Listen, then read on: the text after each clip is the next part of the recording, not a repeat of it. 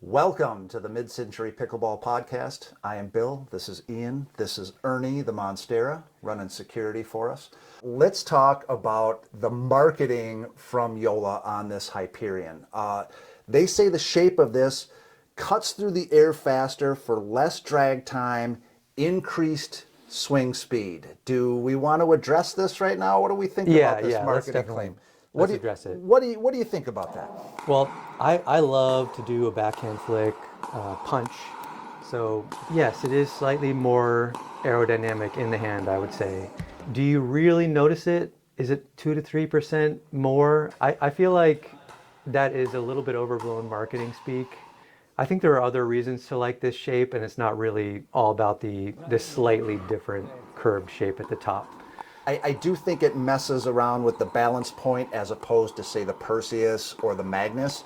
Right. But yeah, as far as this being a quicker paddle because of that shape, I'm a little bit dubious of that. Yeah. Tech Flex power technology, the weight has been optimized. Right, in the throat, right? So they have the paddle. Yeah, basically that TFP is some foam in the throat. Right. It almost makes me feel like I don't need to weight up my paddle. Normally that's where I would put some weight down there. That is something we should mention. We played all these stock. Right. And to be honest, a lot of these were good stock. Very whereas good stock, I like wanted, incredibly good. Yeah, I wanted to add weight to a lot of other paddles that I tried. Right. These played pretty nice out of the box. All right, we're going to pull up the stats here. If you're really interested in stats, pause this. There's really only a couple of stats that we need to worry about. The weight is average. Right around 8 ounces. Exactly. The grip length is 5.5. So if you do like a two-handed backhand, this is probably your paddle. And then the grip circumference on the 14, it's 4.125, so 4 1/8. And then on the 16-ounce paddles, it's 4 1/4, 4.25. Yeah. So they shift the grip circumference based on the thickness of the paddle. The thickness of the paddle. I'm not sure I like this. I'm not sure I like changing them, but listen, it's easily countered with some grip overwraps if you want the grip to be bigger. And I suppose theoretically you can't make a grip smaller. So offering this smaller circumference will bring in a lot more people. Let's talk about sweet spot, and we both agree that there are major differences between the 14 and the 16. I did not feel more stability out of the 16. I did not like the sweet spot on the 16. There's a nice size sweet spot for the 14 millimeter. Right. With no lead tape, again, which is incredible to me. I almost always have to put a little bit of lead tape on the sides of a paddle, usually at the 3 and 9 o'clock. I didn't feel like I needed that at all. Very few mishits with the 14. Yeah. I generally think a 16 millimeter paddle is going to be more stable than the 14. The Hyperion fooled me again on this one. I found the 14 to be very stable. I found the 16 to be less stable. What are your thoughts? When I was countering hard with the 14, I would expect a little bit of a twist without any lead weight. I would expect it to kind of twist in my hand if I catch it off balance a little bit. Like you hit a strong ball to my feet or something, and I'm trying to dig it out. Right. And I miss it off to the side. And with the 14, usually you get a little bit of a twist in the hand. And I really didn't get that with this Hyperion. I just felt like the 14 was very stable, at least as stable as the 16. And I'll say I had no problems with the 16 if I got it in the sweet spot, right? I mean, fair, yeah. It wasn't unstable. Right. It really was mainly the sweet spot issue. I feel the exact same way. Where I feel stability the most is absorbing a hard drive, and you hit the ball pretty hard. So I usually do you. Yeah, thanks. I can usually tell if a paddle is not stable, and I did not feel a decline in stability with the 14, which again is counter to my stereotypes about the thickness of a paddle. So, yeah. All right. Yeah. Let's talk about power versus control. I'll start with power. I feel these Hyperions are powerful. They're definitely not control paddles. I think this particular Hyperion I would put on the lower end of power, and definitely adequate.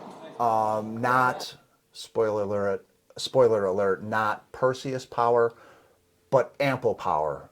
It's Not there, Magnus power either. not Magnus Yeah, power either. yeah, for sure. But it's there if you need Or it. I can see really when it spoiler, spoiler, spoiler. Yeah. Yeah. You know? Please watch our future reviews. But yeah, on the power end, there if you need it, and I would call it linear as well. It's not amplifying your power. It gives out what you put into it. Yeah, I felt the same way. The power was, I don't know about low. I mean, it's kind of like when you're hitting the ball and you get that nice perfect hit. Different paddles produce a different amount of sort of added oomph to that ball, and it feels like there's not a whole lot with the Hyperion. But it feels good to hit the ball. It's not going to wow anybody if you're a tennis player that's looking to dominate some lower level players with, just banging constantly at them. This isn't your paddle. The sweet spot issues with the 16 bleed into control for me. So let's talk about the 14. I do feel like at the net in the soft game, it was a little firmer, not as plush, not as much kind of dwell time as I would like, but certainly not bad. And maybe that could be affected a little more with some weight. How you feeling about the control? There's some forgiveness there because of the wider sweet spot. Right. A little bit of weight probably would enhance some of the control for sure. But like I said about the stability issues, I mean, that's typically when I have my big problem, or I feel like I do anyway, is when the ball is coming fast and aggressive, and like a hard cross court dink, and I have to kind of shift my body quite a bit to get behind that ball, and that's when I'm likely to miss it. And I didn't really feel like that was a problem with the 14 millimeter, but I did feel like it was an issue with the 16. Yeah. Right. There are paddles that I feel confident with in the soft game in a dink battle. This is not one I feel confident in, but it's also not one I don't feel confident in. Like, immediate no, I can't play with this paddle. I can't control it at the net. This is not that paddle for me. So. Right, that makes sense. So it's where it needs to be. Hand speed. We talked about the marketing of the Hyperion earlier. I would say the 14 is fine. It's not one of the lighter, quicker, poppier, seek out a hands paddle. Right. Adequate. Yeah, definitely adequate. Again, you'd notice with the hand speed, like, do you get behind the ball when it's crossed over your body very quickly? And Right. you do. It's okay. Yeah. And there's enough pop there that it will come off even if you're moving very quickly to get it. And so yeah, I don't feel like it's like you said, it's not a major thing. It's not a major plus or minus. It's kind of like good. It's adequate good. Like all these pro power paddles, they are really good. I mean, they're good at pretty much everything. They're good at a lot. I do think that this is kind of the overarching view of a lot of these Joolas. They do a lot of things well, and a couple of them do one thing very, very well in addition. And I feel like this Hyperion is just one of those, do a lot of things well. Do you like the shape? That may be deciding what you want here. And that kind of flows into spin for us. Again, the spin is there. I didn't find this to be a super gritty paddle. No. If you're really trying to take one of these Eastern grips and really bend the ball around on your ground strokes, this is not going to be the paddle that you're going to seek out. But Right. it definitely has adequate spin. Yeah, for sure. I mean, there are limits to how much grit a company can put on the paddle. And supposedly this one is going to be less gritty than the later released Joola Pro Power models. All these models are dual certified, right? Yes, UPA certified. And So USAP. let's talk about this. Who is this paddle for? And listen, we're all about positivity on Mid-Century Pickleball, but we can also talk a little about who this paddle may not be for as well. Right, that's right. So who is this paddle for, sir? Okay, well, I would say this paddle is not for a tennis style banger. Like, You're just not going to get those dippy drives that you're looking to get. This is more for me anyway, this is for a kitchen player.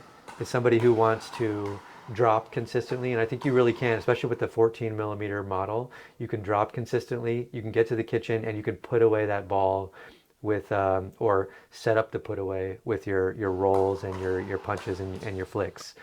And I think for dinking, you can get into that. So all that stuff at the kitchen that you need to do to get to the kitchen, to dominate the kitchen, this is definitely a paddle. Do I think it's the best paddle in the Joola Pro lineup? No, but it's close. The 14 millimeter is actually close, and it's a very good paddle. So if you like that shape and you like maybe a two-handed backhand, right? Because it's got the longest handle. Yeah. So maybe this is your paddle. Yeah, you stole my thunder there. Sorry. If you do have a Tui, this is your paddle. If you like that shape, and maybe you think it lowers the balance point a little bit, and you're demoing this paddle and you hit it consistently, this could be the shape for you. Also, you tried out a Perseus because all your buddies out on the court bought a Perseus and they love it, but you have a little trouble reining it in. I think the Hyperion might be where you want to land. I do think this is an absolute alternative for people who are not feeling they need that power, that ultra power paddle. Right. All right, last question. It's a wild card. We did not talk about this ahead of time. Would you spend your own money on this paddle? Why or why not? I'll answer my own question. I would not spend my own money on this paddle. It just doesn't do one thing well enough in my eyes. I did not feel as solid as you did at the net. There are just other shapes in this lineup that I really gravitated toward, and not necessarily this one. I did not see the benefit from the shape making it quote unquote faster in your hands. I think that marketing claim is a little bit dubious. And listen, we're not trying to neg Joola. This is a fine paddle, and it is going to fit some people, just not necessarily me. Right. Okay, one more reason. You just reminded me of something too. Yeah. Okay, it is slightly lighter, and again, I don't usually prefer the 14 millimeter, thickness, right? Yeah. But in this case, I have had elbow issues in the past. Okay. And it is slightly lighter. And of all the 14 millimeter paddles, this was kind of a spoiler too, because we will do a rundown of our favorite pro paddles from the Joola lineup. Yeah. But of all the 14 millimeter paddles, this one is my favorite. Okay, so I do like other 16 millimeter paddles better, and I would prefer to go with that one. But if I had an elbow issue, right, or I felt like I really want to work on my two-handed backhand, maybe because of that thing getting a little sore, and I want to put some of the strain onto my left arm, Yeah. and just balance it out a bit, then yeah, definitely, it'd be top of the list for me. Okay, there you have it, guys. 14 millimeter, 16 millimeter Hyperion, who it's for, who it's not.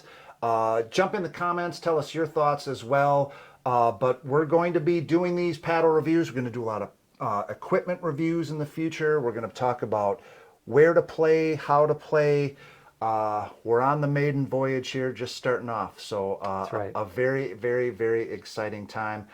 So this has been the Mid-Century Pickleball Podcast. Until next time, swing easy.